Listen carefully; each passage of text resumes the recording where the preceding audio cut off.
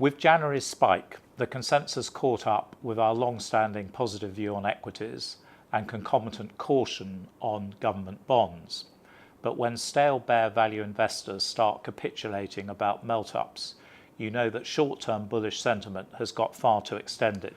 But although we're now seeing a healthy technical correction, we don't think the ultimate top is in yet for the following reasons. Firstly, the sustainability of the global synchronised recovery is still underestimated, particularly in the Eurozone and in China with its rebalancing. And so we remain more sanguine about this economic momentum continuing into 2019, not least as the US capex boom has barely started. So the recent rise in US real yields and yield curve steepening should be taken as a positive sign both for the economy and equities, and not as the beginning of a bear market.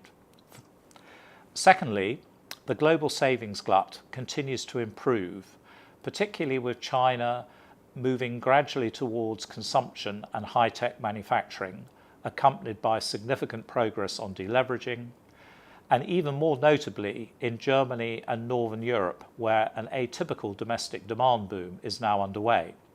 Indeed, Germany may finally become a driver of global growth rather than sucking it out from the rest of the world.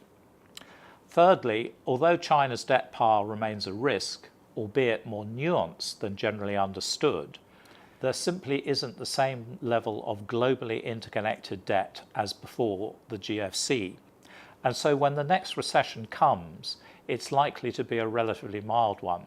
Indeed, if Charles Dumas and Dario Perkins are correct in the underreporting of productivity and indeed its recent improvement, then Goldilocks may prove to be more extended than currently anticipated. Lastly, the likelihood of an even bigger asset bubble is underwritten by central banks' foolish obsession with chasing an arbitrary 2% inflation target when both the US and the Eurozone are already growing well above trend. And at the same time, the weak US dollar is allowing EM and Asian central banks to turn on the liquidity taps. The risk to markets then is likely to be less from the purely macro, but a sustained rise in real yields, perhaps accompanied by US dollar funding stress.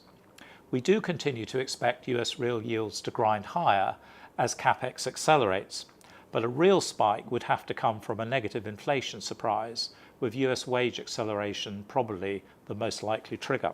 Such a reversal could indeed be exacerbated by the combination of the Fed's QT and the ECB's taper withdrawing net liquidity in the second half of this year, accompanied by a spike in the dollar, although the latter looks very unlikely for now. This in turn could precipitate a shortage of safe US dollar assets, leading to a widening the cross-currency basis and in turn restricting non-US banks' dollar funding, and in extremis triggering a hard liquidity stop, with EMs as usual the most vulnerable, although perhaps more corporates than sovereigns this time. These risks seem the most likely cause of the next bear market, but my colleague Shweta Singh has re-examined global liquidity trends in a major new magnum opus called Global Financial Trends, which suggests that this is not an imminent risk, although we need to monitor for any widening in the cross-currency basis as the canary in the coal mine. Now, Charles Dumas does worry that with Eurozone real interest rates at negative 2%, ECB policy is even more extravagantly easy than the US's. And if the ECB continues in this vein in order to hold down the euro, then the eventual overheating will be that much worse. So if there's no major change at either the Fed or the ECB, the asset price bubble can get a lot more extended before central banks classically overreact with too much tightening and too late.